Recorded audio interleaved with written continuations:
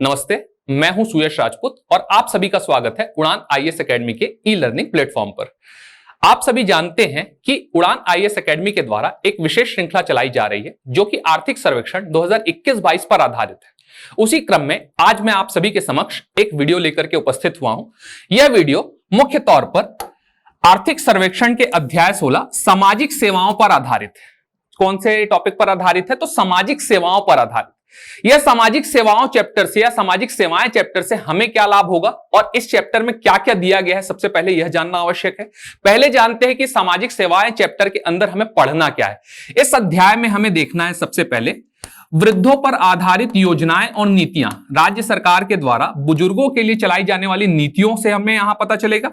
इसके अतिरिक्त विधवा एवं परित्यक्त महिलाएं, विधवा एवं परित्यक्त महिलाओं से संबंधित जानकारी भी, उनसे संबंधित योजनाओं की जानकारी भी हमें कहां से मिलेगी? इस चैप्टर से मिलेगी। इसके अतिरिक्त अनुसूचित जाति और अनुसूचित जनजाति से संबंधित कुछ प्रमुख योजनाओं के बारे में हमें यहां से पता चलेगा।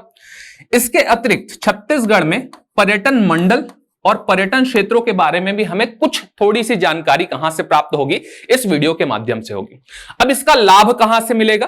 तो इसका लाभ हमें मिलेगा पेपर मुख्य परीक्षा सीजीपीएससी की जो मुख्य परीक्षा है उसका पेपर नंबर 2 निबंध, जहां पे हम इन योजनाओं का, इन नीतियों का उल्लेख करके बहुत बेहतर तरीके से अपने विषय को रख सकते हैं और अधिक से अधिक अंक प्राप्त कर सकते हैं।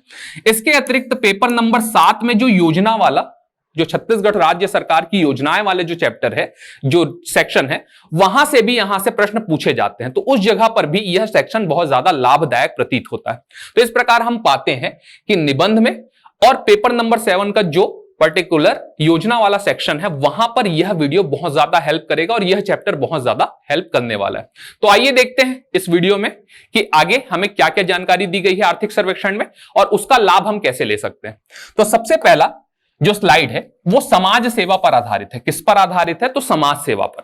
तो समाज सेवाओं से आधारित कुछ योजनाओं के बारे में देखना है जो कि विधवाओं के लिए रहेंगे, परित्यक्त महिलाओं के लिए रहेंगे और बुजुर्गों के लिए रहेंगे। इसके अतिरिक्त निःशक्त जनों के लिए भी यहां पर योजनाएं दी गई। तो आइए सबसे पहले देखते हैं कौन सा योजना।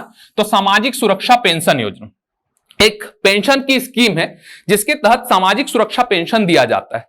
किसके द्वारा संचालित है? तो राज्य शासन द्वारा संचालित है। यह सामाजिक सुरक्षा पेंशन योजना जो है, इसके अंदर प्रदेश के मूल निवासी को 350 रुपए प्रति माह पेंशन दी जाती है। इसके लिए क्लॉज क्या है? तो गरीबी रेखा के नीचे जीवन यापन करने वाले।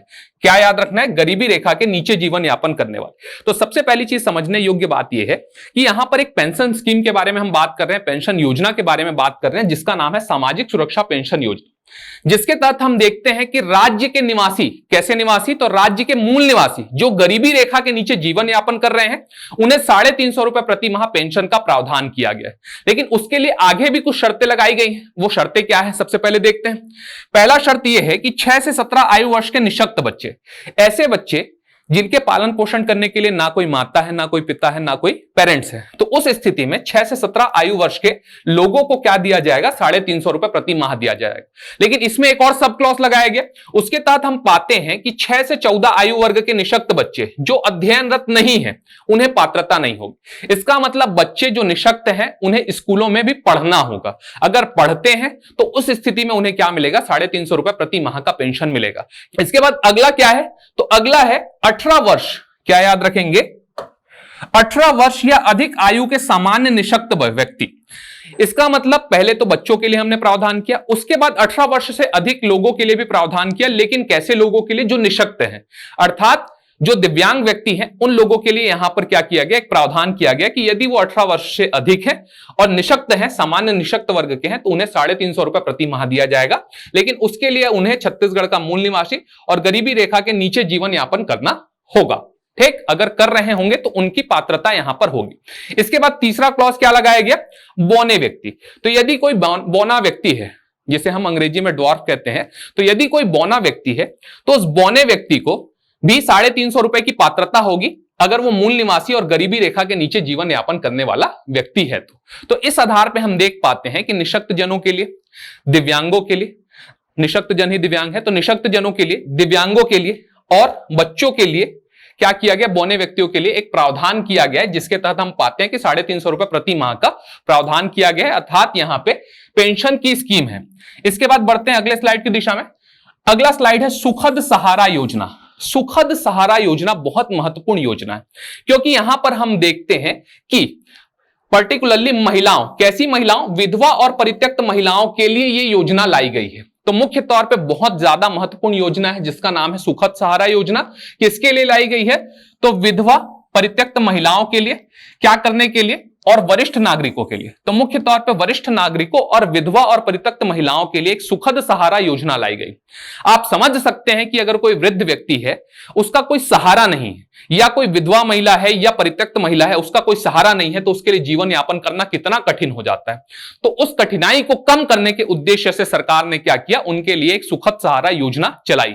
इस सुखद सहारा योजना के तहत भी 350 रुपए प्रति माह की दर से क्या मिलता है, पेंशन का भुगतान किया जाता है। यहां पर आधार क्या है, तो सामाजिक आर्थिक एवं जाति जनगणना 2011 की सर्वे सूची के आधार पर जो वरिष्ठ नागरिक और विधवा परित्यक्त महिलाएं हैं, उनको आर्थिक सहायता प्रदान कर सम्मान पूर्वक जीवन यापन करने हेतु सहयोग देना है। तो जैसा कि मैंने आपको बताया, वही चीज यहां पर लिखी गई कि हमें क्या करना है, वरिष्ठ नागरिकों को सम्मान पूर्वक जीवन देने के लिए क्या करना है, सहायता करना है, और विधवा और परित्यक्त महिलाओं को भी सहयोग देना है, जिससे वो क्या कर सके, अपना जीवन गरिमापूर्ण तरीके से जी सके, जिसके लिए उन्हें किसी के सामने हाथ ना फैलाना पड़े। इसलिए 350 रुपए प्रति माह का प्रावधान सुखद सहारा योजना के तहत किया गया। बढ़ते हैं अगले विषय की तरफ, जो कि है निशक्त जन विवाह प्रोत्साहन योजना। कौन सी योजना, निशक्त जन विवाह प्रोत्साहन योजना। इस योजना के तहत 1 लाख रुपए तक की राशि का प्रावधान है, किसे, निशक्त जनों को। अगर आप पाते हैं कि कोई निशक्त जन व्यक्ति जो कि याद रखना है 18 से 45 वर्ष की आयु का हो, कैसा हो, 18 से 45 वर्ष की निशक्त महिला हो और 21 से 45 वर्ष के निशक्त पुरुष हो। तो यहां पे पुरुषों की भी आयु सीमा निर्धारित की गई है 21 से 45 और महिलाओं की भी आयु सीमा निर्धारित की गई है 18 से 45। खास बात यहां पर यह है कि आयकर दाता की श्रेणी में नहीं आने चाहिए। तो ऐसे निशक्त जन पुरुष और महिला जो आयकर दाता की श्रेणी में नहीं आते हैं, अर्थात आयकर नहीं देते हैं, उन लोगों को यहां पर क्या किया जाएगा, उन लोगों को विवाह प्रोत्साहन राशि दी जाएगी अगर वो एक दूसरे से विवाह करते हैं।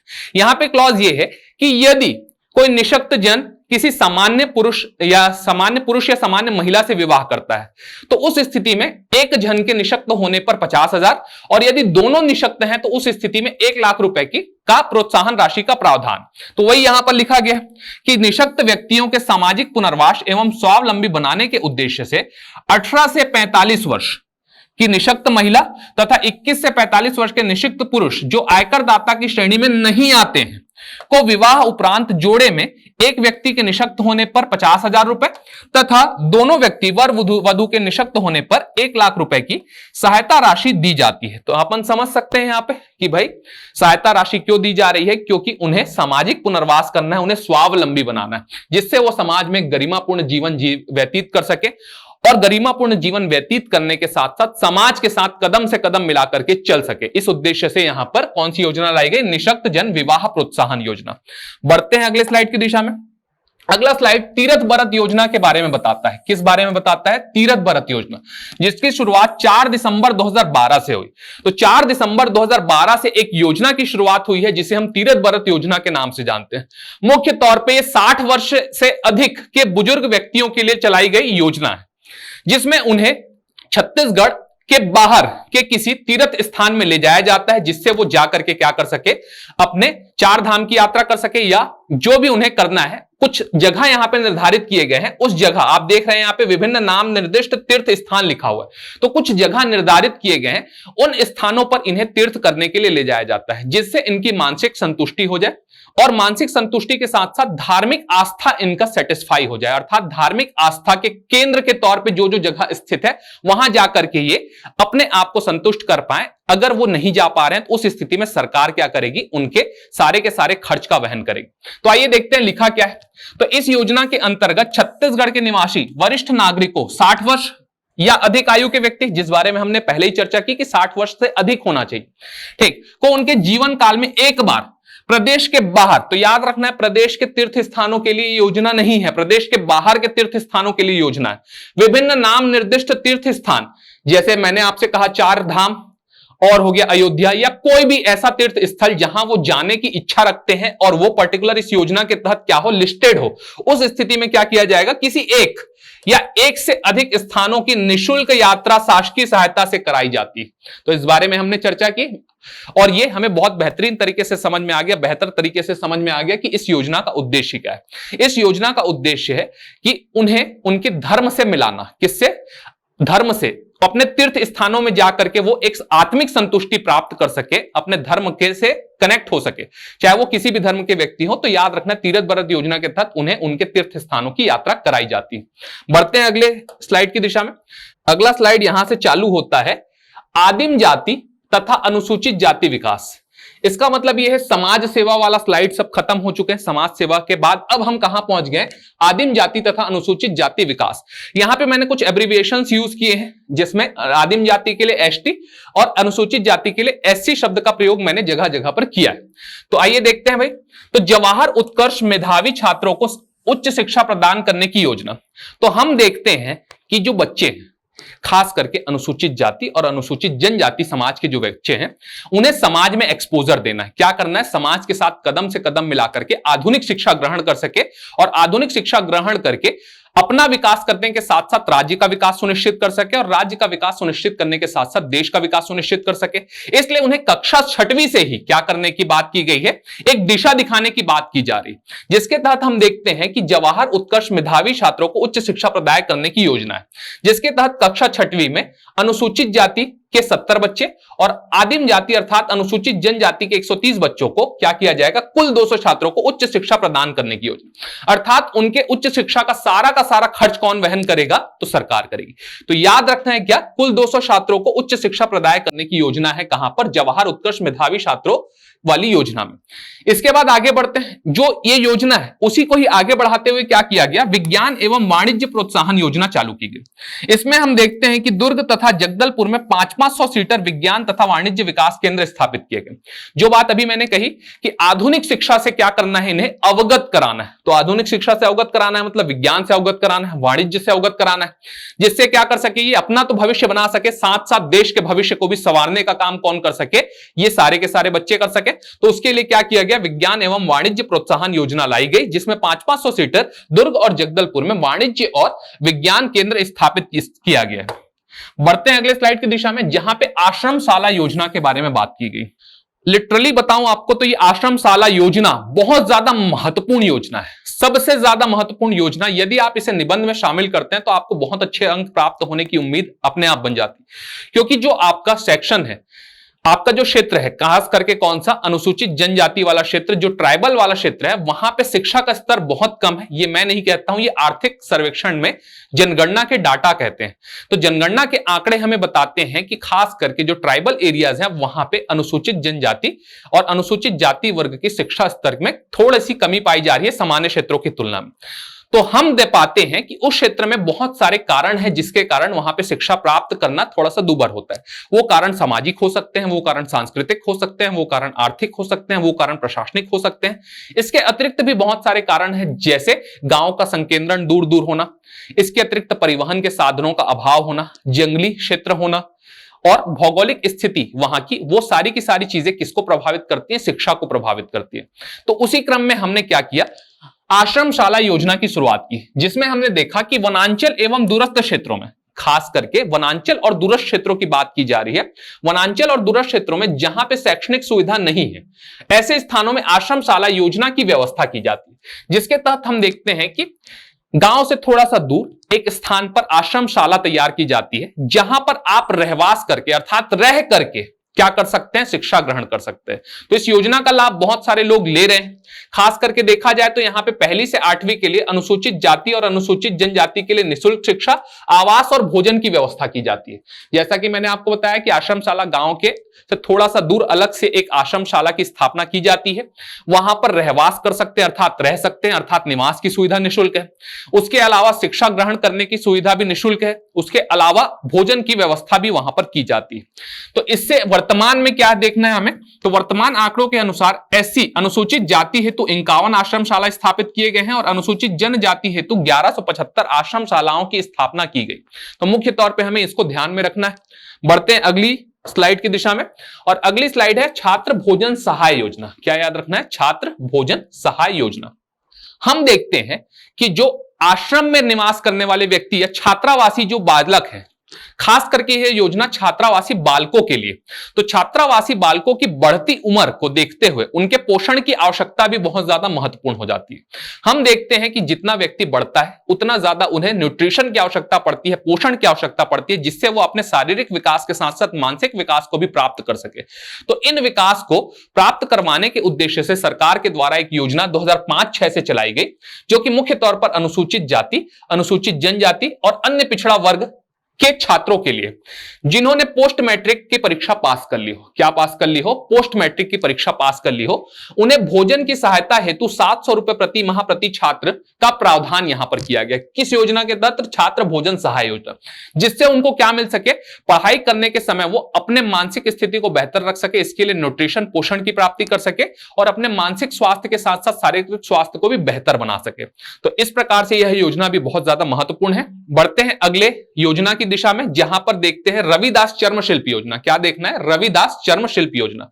मुख्य तौर पर अनुसूचित जाति अर्थात अनुसूचित जातियों के लिए योजना संचालित की जा रही है। तो मुख्य तौर पर अनुसूचित जाति के हितग्राहियों को मोची पेटी औजार निःशुल्क प्रदान किया जाता है।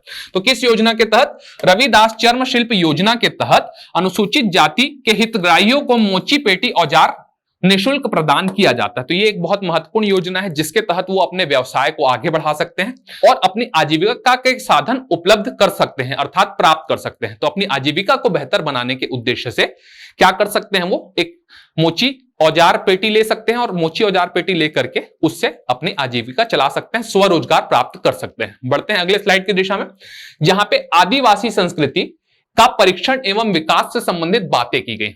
सबसे पहले हमें हेडिंग पे ध्यान देना है। क्या? आदिवासी संस्कृति का परीक्षण एवं विकास। तो परीक्षण भी करना है और विकास भी करना है। किसका? आदिवासी संस्कृति का। तो मुख्य तौर पर यहां पे अनुसूचित जनजाति वर्ग के लिए देवगुड़ी मरम्मत के लिए प्रति देवगुड़ी 1 लाख का प्रावधान किया गया। अब ये देवगुड़ी क्या होती?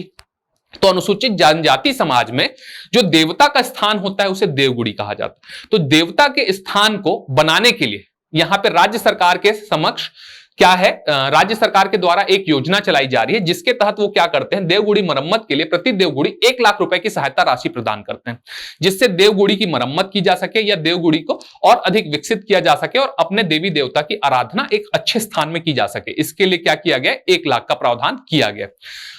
अगला पॉइंट जो है वह यह है कि अनुसूचित जनजाति के सांस्कृतिक वाद्य यंत्र खरीदने के लिए 10,000 रुपए का प्रावधान किया गया। अब आपको पता है बहुत सारे सांस्कृतिक वाद्य यंत्र है, छत्तीसगढ़ के बहुत सारे सांस्कृतिक वाद्य यंत्र है, मैं नाम नहीं लूंगा, लेकिन बहुत सारे सांस्कृतिक वाद्य यंत्र है जो कि अलग अलग कल्चर से, अलग अलग जनजातियों से संबंधित है। कोई जनजाति मांदर का प्रयोग करता है या किसी अन्य चीज का प्रयोग करता है। तो इस प्रकार से बहुत सारे सांस्कृतिक वाद्य यंत्र है जिसको खरीदने के लिए राज्य शासन के द्वारा क्या किया जाता है? 10,000 रुपए का प्रावधान किया गया है। 10,000 रुपए का अनुदान आपको प्राप्त होता है। इसके बाद अगला पॉइंट यह है शहीद वीर नारायण सिंह। क्या याद रखना है? शहीद वीर नारायण सिंह लोक कला महोत्सव। कहां पर? बलौदाबाजार जिले में सोनाखान क्षेत्र में।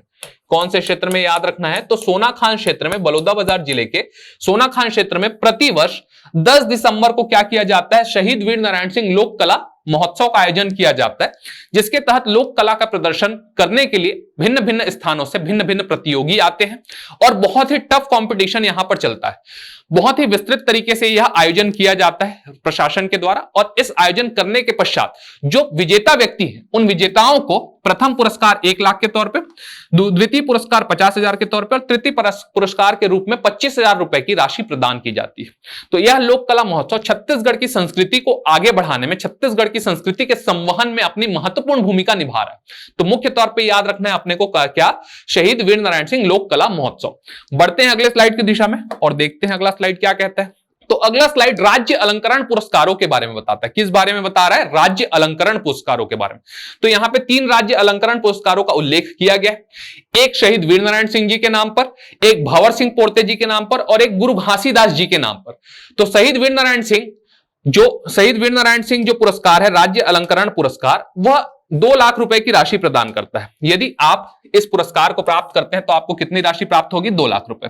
भंवर सिंह पोर्ते के लिए भी 2 लाख रुपए और गुरु घासीदास राज्य अलंकरण पुरस्कार के लिए भी 2 लाख रुपए की प्राप्ति होती। मुख्य तौर पर हमें यह देखना है कि यह किस क्षेत्र में प्रदान किया जाता है।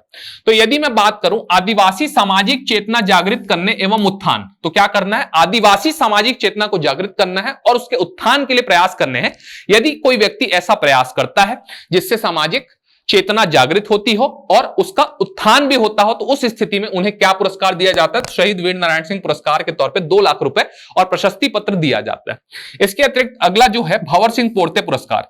तो भंवर सिंह पोर्ते पुरस्कार आदिवासियों की सेवा व उत्थान के लिए, आदिवासी समाज की सेवा व आदिवासी समाज के उत्थान के लिए यदि किसी व्यक्ति के द्वारा प्रयास किया जा रहा है तो उस स्थिति में उसे 2 लाख रुपए की राशि भंवर सिंह पोर्ते राज्य अलंकरण पुरस्कार के तहत प्राप्त होगी और प्राप्त होने के साथ साथ उन्हें प्रशस्ति पत्र भी दिया जाएगा। अगला है भाई गुरु घासीदास राज्य अलंकरण पुरस्कार, जिसमें भी 2 लाख की प्राप्ति होती है पुरस्कार स्वरूप। यहां पर सामाजिक चेतना व अनुसूचित जाति उत्थान के लिए, यहां पे मुख्य तौर पे याद रखना है ये दोनों अनुसूचित जनजातियों के लिए, ये अनुसूचित जाति के लिए। तो सामाजिक चेतना व अनुसूचित जाति वर्ग के उत्थान के लिए यदि किसी के द्वारा प्रयास किया जाता है तो उसे गुरु घासीदास राज्य अलंकरण पुरस्कार के तहत 2 लाख रुपए की राशि और प्रशस्ति पत्र प्राप्त होता है। बढ़ते हैं अगले स्लाइड की दिशा में। अगला स्लाइड मुख्यमंत्री बाल भविष्य योजना के बारे में बताता है। किस बारे में बताता है? तो मुख्यमंत्री बाल भविष्य योजना, ये कब से शुरुआत हुआ? तो 2010 है, नक्सल प्रभावित क्षेत्रों के लिए। मुख्य तौर पे याद रखना है नक्सल प्रभावित क्षेत्रों के लिए यह योजना है और 2010 से चालू है। इसके मुख्य घटक कौन कौन से हैं? तो आस्था, सहयोग, निष्ठा और प्रयास। क्या याद रखेंगे? आस्था, सहयोग, निष्ठा और प्रयास। ये बहुत महत्वपूर्ण सेक्शन है, बहुत ज्यादा महत्वपूर्ण है, बहुत ज्यादा IMP है। मुख्य परीक्षा में यहां से प्रश्न आ चुका है और प्री की परीक्षा में भी यहां से प्रश्न पूछा जा चुका है।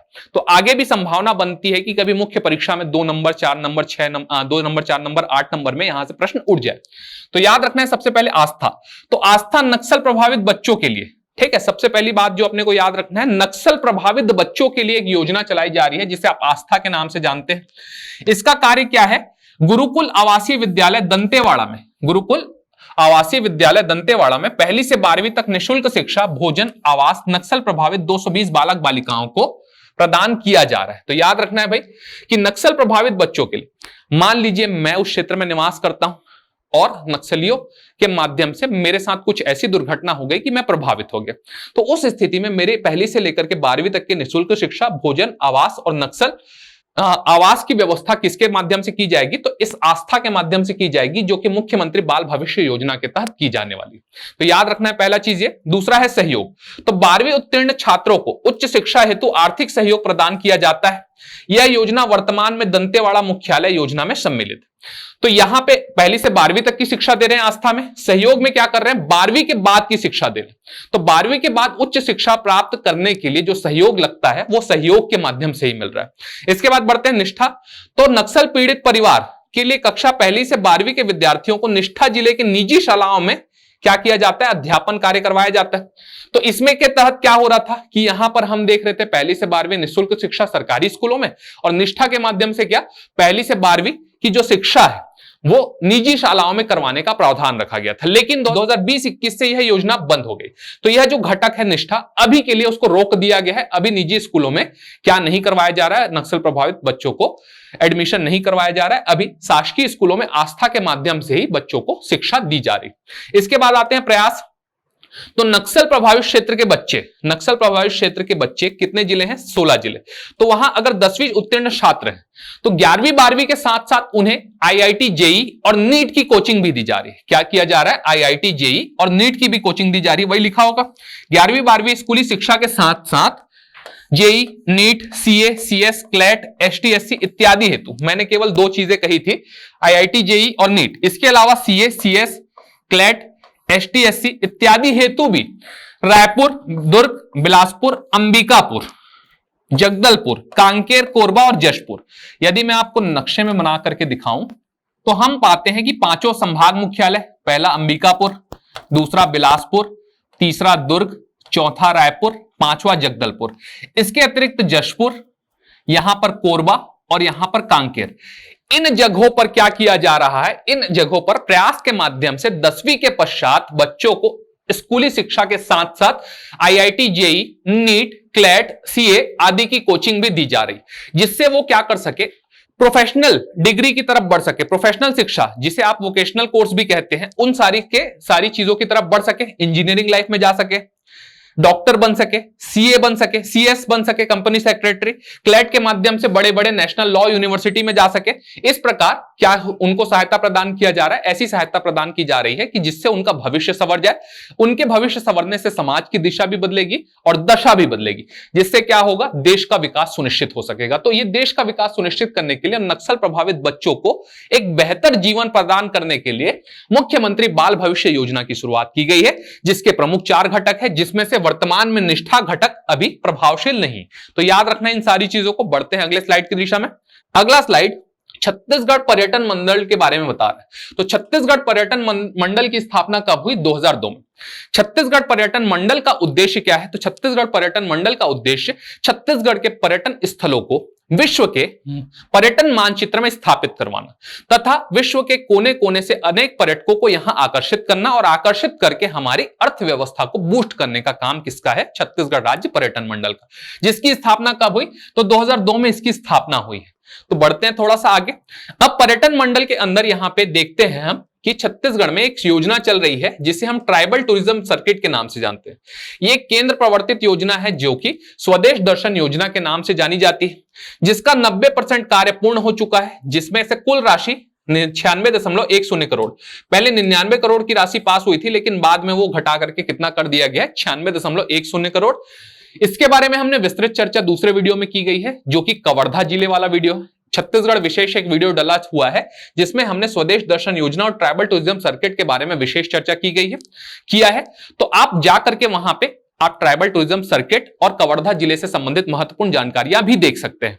तो बढ़ते हैं भाई आगे। इसमें मुख्य तौर पे 13 स्थानों को शामिल किया गया। पहला है मैनपाट, दूसरा है कमलेश्वरपुर, तीसरा है महेशपुर, चौथा है कुनकुरी, पांचवा है जशपुर, छठवां है कुर्दर नवागढ़, सातवां है सरोधा दादर, आठवां है गंगरेल डैम, नौवां है नथिया नवागांव, 10वां है कोंडागांव, 11वां है जगदलपुर, 12वां है चित्रकोट और 13वां है तीरथगढ़। इस प्रकार से कुल 13 स्थानों को इस योजना के तहत शामिल किया गया। बढ़ते हैं अगले स्लाइड की दिशा में। अगला स्लाइड प्रसाद योजना के बारे में बताता है। किस बारे में बताता है? प्रसाद योजना। प्रसाद योजना भी केंद्र सरकार की एक महत्वाकांक्षी परियोजना है, जिसका फुल फॉर्म प्रसाद, PRASAD, प्रसाद। तो P से बना पिलग्रिमेज, R से बना रिजुवनेशन, A से बना एंड, S से बना स्पिरिचुअल, A से बना ऑगमेंटेशन और D से बना ड्राइव। तो इस प्रकार इसका फुल फॉर्म है pilgrimage, rejuvenation and spiritual augmentation drive, जिसका हिंदी अनुवाद क्या होगा? तो तीर्थ यात्रा, कायाकल्प और आध्यात्मिक संवर्धन ड्राइव। रिजुवनेशन का मतलब होता है जान फूकना, कायाकल्प करना, क्या करना? जान फूक देना। तो किस चीज में जान फूकेंगे?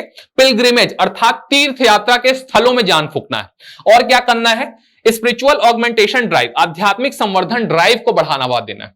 तो हमें क्या करना है भाई? सबसे पहले तीर्थ क्षेत्र जो है उन्हें विकसित करना है, वहां पे एक नई जान फूकना है और उससे तीर्थ यात्रियों को आकर्षित करके उनके जो स्पिरिचुअल ड्राइव है, मुख्य तौर पे जो उनकी सांस्कृतिक स्थिति है, उसको और ज्यादा सुदृढ़ करना है। तो याद रखना इस योजना का उद्देश्य। तो इस योजना का उद्देश्य क्या है? आइए समझते हैं क्या क्या लिखा है यहाँ पे। तो भारत सरकार पर्यटन मंत्रालय की प्रसाद योजना के तहत इतने राशि की लागत से मां बमलेश्वरी देवी मंदिर डोंगरगढ़ का विकास परियोजना स्वीकृत कराई गई है। इस परियोजना में मां बमलेश्वरी देवी पहाड़ी एवं नीचे तथा प्रज्ञागिरी पहाड़ी पर विकास कार्य प्रस्तावित है। उक्त योजना में भारत सरकार से 12.16 करोड़ रुपए की राशि प्राप्त हो चुकी है, जिससे कार्य प्रगति पर है। इस परियोजना की स्वीकृति से डोंगरगढ़ देश के चुनिंदा महत्वपूर्ण धार्मिक पर्यटन स्थलों में शामिल हो जाएगा। तो मुख्य तौर पे ये लाइन बहुत ज्यादा महत्वपूर्ण है कि डोंगरगढ़ देश के चुनिंदा महत्वपूर्ण धार्मिक पर्यटन स्थलों में शामिल हो गया है। इस योजना का मुख्य आकर्षण क्या है? तो पहाड़ी के नीचे बनने वाला पिलग्रिम फैसिलिटेशन सेंटर, जिसके भवन का डिजाइन श्री यंत्र के आकार। तो बार बार एक शब्द हमें सुनने को मिलता है, पिलग्रिम फैसिलिटेशन सेंटर। तो पिलग्रिम मतलब तीर्थयात्री, फैसिलिटेशन का मतलब सुविधा और सेंटर का मतलब केंद्र। तो क्या है भाई? एक सुविधा केंद्र है। शब्द बड़ा सुनने को लगता है, हमें सुनने में बहुत ज्यादा बड़ा शब्द लगता है कि पिलग्रिम फैसिलिटेशन सेंटर, वो कोई बड़ा शब्द नहीं है, वो तीर्थयात्रियों के सुविधा के लिए एक केंद्र बनाया जाएगा जहां पे वो जाकर के सुविधा ले सकते हैं। अर्थात कैसी सुविधा? तो रहवास कर सकते हैं, पीने के पानी की व्यवस्था की जाएगी, खाने पीने की व्यवस्था की जाएगी। तो इस प्रकार की सुविधा कहां पे की जाएगी? तीर्थयात्री सुविधा केंद्र, जिसका अंग्रेजी अनुवाद है पिलग्रिम फैसिलिटेशन सेंटर। तो याद रखना इसको। इस योजना का मुख्य उद्देश्य क्या है? इस योजना का मुख्य उद्देश्य यह है कि देश में जो 100 के आसपास प्रमुख पर्यटन स्थल है उसको विश्व के पर्यटन मानचित्र में स्थापित किया जाए और विश्व के पर्यटन मानचित्र में स्थापित करके वहां पे पर्यटन को बढ़ावा दिया जा सके, जिससे अर्थव्यवस्था को बूस्ट मिल सके। तो याद रखना है प्रसाद योजना। बढ़ते हैं अगले स्लाइड की दिशा में। अगला स्लाइड, यहां पे कुछ प्रमुख पर्यटन स्थलों के बारे में बताया गया। इस स्लाइड में हम देखते हैं कि आर्थिक सर्वेक्षण में कुछ पर्यटन स्थल जिनके नाम हमें पता नहीं है या पता भी है तो बहुत प्रसिद्ध नहीं है, उन पर्यटन स्थलों में चल रहे कामों का उल्लेख दिया गया। तो उन कामों को हमारे परीक्षा के पॉइंट ऑफ व्यू से इंपॉर्टेंट नहीं है वह काम, तो हमने क्या किया, उन प्रमुख पर्यटन स्थलों को अलग से निकाल लिया और उसके बारे में जानने का प्रयास किया। तो बेमेतरा जिले में संडी नामक ग्राम में एक हिंगलाजिन माता का मंदिर है और एक सिद्धनाथ मंदिर है। तो ये प्रमुख पर्यटन स्थल अपने को याद रखना है। परीक्षा में प्री में पूछा जा सकता है कि हिंगलाजिन माता का मंदिर कहां पे है? तो बेमेतरा जिले के संडी में।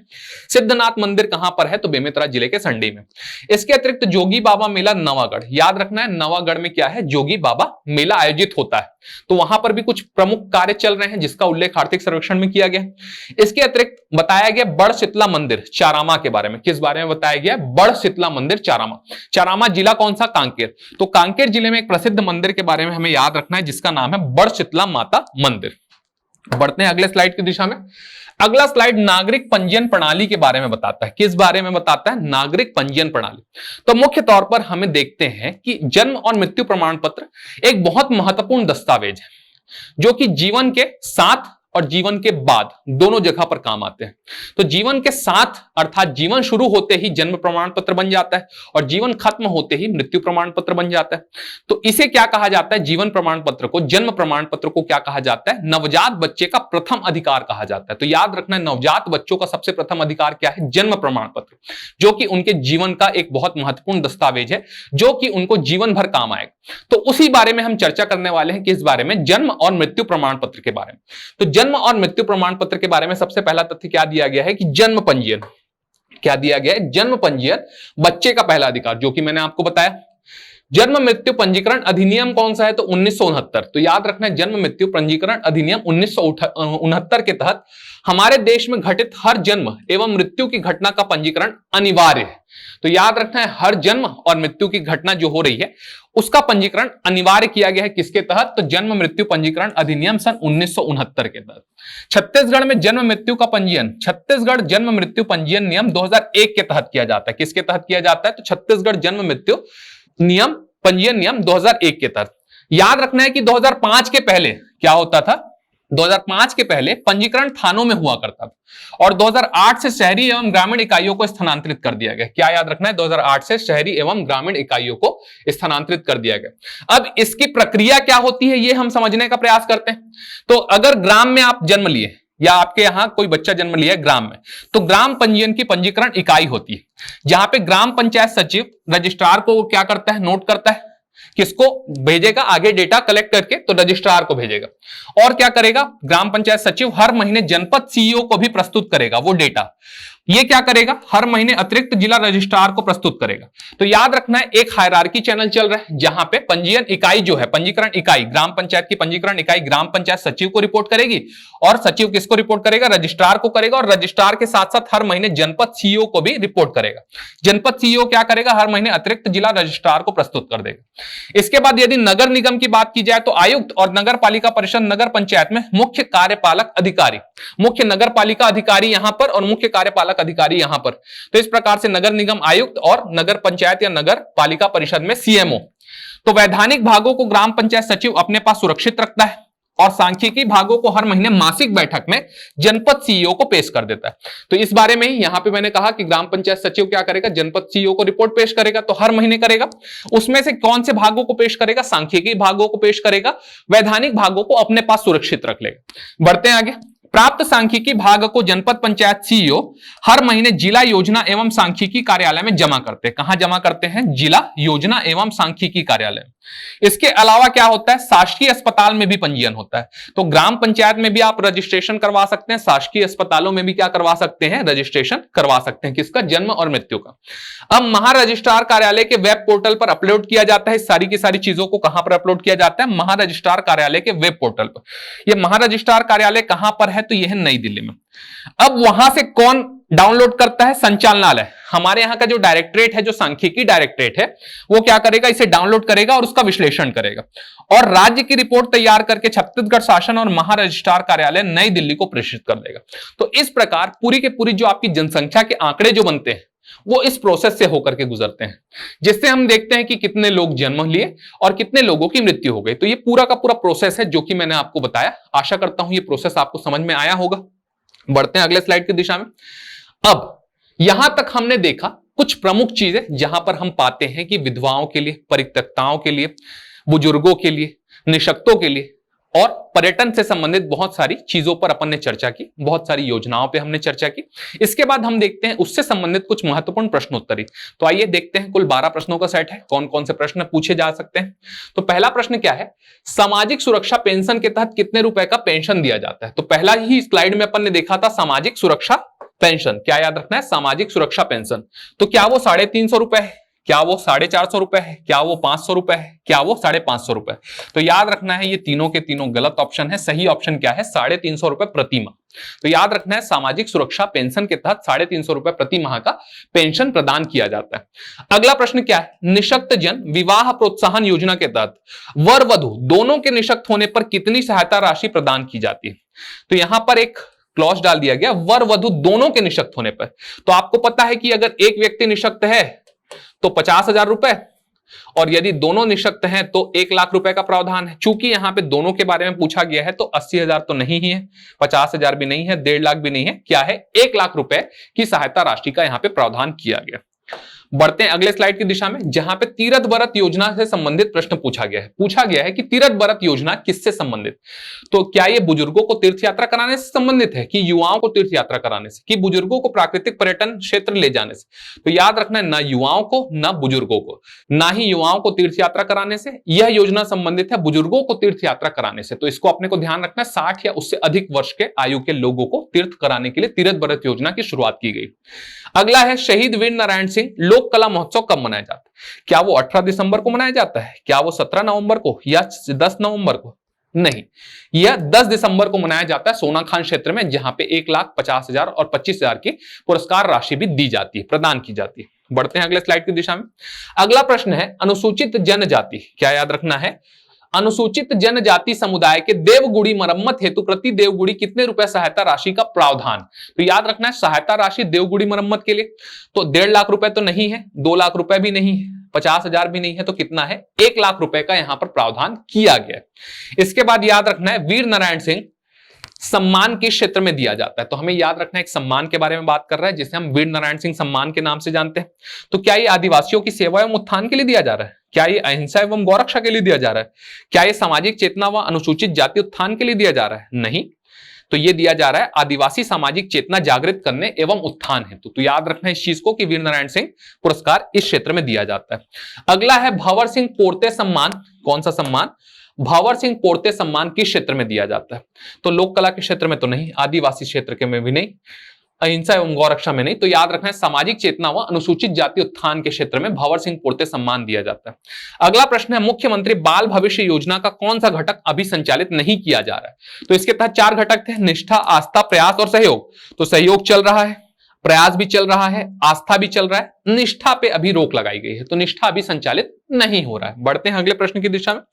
अगला प्रश्न है छत्तीसगढ़ पर्यटन मंडल की स्थापना किस वर्ष की गई? तो आप सभी को पता है 2002 में। कब स्थापना की गई? 2002 में छत्तीसगढ़ पर्यटन मंडल की स्थापना की गई। अगला प्रश्न है प्रसाद योजना के तहत छत्तीसगढ़ के किस पर्यटन स्थल का विकास किया जा रहा है? तो हमें पता है कि भाई प्रसाद योजना के तहत डोंगरगढ़ में पिलग्रिमेज सेंटर बनाया जा रहा है, तो इसको अपने को ध्यान में रखना है। अगला है हिंगलाजिन माता का मंदिर। कौन से माता का मंदिर? हिंगलाजिन माता का मंदिर कहां स्थित है? तो हिंगलाजिन माता का मंदिर बेमेतरा जिले में स्थित है, ये अभी अपन ने पढ़ा। अगला है बड़शीतला मंदिर किस जिले में? तो बड़शीतला मंदिर कांकेर जिले में है, चारामा के तहत। तो इसको अपने को याद रखना है, 2 प्रमुख पर्यटन स्थल। तो इस प्रकार आज हमने देखा एक बहुत महत्वपूर्ण चैप्टर, जो कि आर्थिक सर्वेक्षण का सबसे लास्ट चैप्टर था, आर्थिक सर्वेक्षण का 16वां नंबर का चैप्टर था, जहां से हमें कुछ प्रमुख योजनाओं के बारे में जानकारी मिली, जहां से हम बहुत सारी चीजों को ग्रेस्प कर सकते हैं, अपने अधिकार के प्रति जागृत भी हो सकते हैं, साथ साथ परीक्षा में भी इसका उपयोग कर सकते हैं। ठीक, तो यहां पे मैं आपको एक और सूचना देना चाहता हूं कि हम देख रहे हैं कि हमारे कुछ वीडियो में कुछ तथ्य मिस हो गए हैं, या कुछ चीजें थोड़ी सी लिखावट के कारण, लिपिकीय त्रुटि के कारण गलत हो गई। तो आप बिल्कुल चिंता मत करिए, मैं एक छोटा सा अलग से वीडियो लेकर के आऊंगा। उस वीडियो में जितने भी त्रुटि हुई हैं उन सभी त्रुटियों को सुधारते हुए, और जो चीजें छूटी हैं उन सभी चीजों को शामिल करते हुए मैं एक छोटा सा वीडियो आप सभी के समक्ष लेकर के आऊंगा, जिससे जो गलतियां हैं उसे सुधारी जा सके और आप सभी के जो विकास है, शैक्षणिक विकास है, उसको बेहतर तरीके से सुनिश्चित किया जा सके। तो भाई आज के लिए इतना ही, मिलते हैं अगले वीडियो के लिए, तब तक के लिए बहुत बहुत धन्यवाद।